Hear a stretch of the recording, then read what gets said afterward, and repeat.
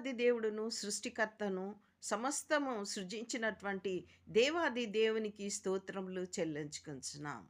మరి సృష్టికర్త అయిన దేవుణ్ణి, మరి ఆత్మపూర్ణులుగా, మరి బైబిల్‌లో ఉన్న భక్తులు మరి ప్రవచించి ఉన్నారు. ఆయన యొక్క బలము, ఆయన యొక్క సృష్టిని మనము చూద్దామా? ఆమోసు గ్రంథము 9:6లో ఆకాశమందు తన కొరకై మేడగదులు కట్టుకొనువాడు. ఆకాశంలో ఆయన మేడగదులు కట్టుకునే శక్తి ఆయనకుంది. అంతేకాదు ఆకాశ మండలమునకు భూమి యందు పునాదులు వేయువాడును.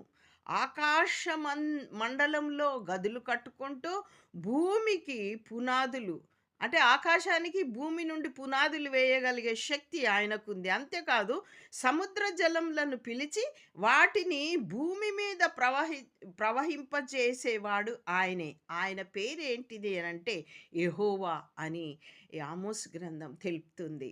అదేవిధంగా కీర్తనకారుడు కూడా ఏ విధంగా ప్రవచిస్తున్నాడంటే 104 కీర్తన 3లో జలములలో ఆయన తన గదులు దూలములను వేసి ఉన్నాడు. జలములలో ఆయన గదులు కట్టుకోగలిగిన శక్తి ఆయనకుంది. ఆ దూలములను వేసి ఉన్నాడంట. తన గదుల యొక్క దూలములను ఎవరన్నా వేయగలుగుతారా? ఎందులో? జలములలో. ఆకాశంలో గదులు కట్టుకునే గలిగేవాడు. జలములలో ఆయన దూలములను వేసి ఉన్నాడంట. అంతేకాదు మేఘములను తనకు వాహనములుగా చేసుకొని అన్ గాలి రెక్కల మీద గమనము చేయుచున్నాడు.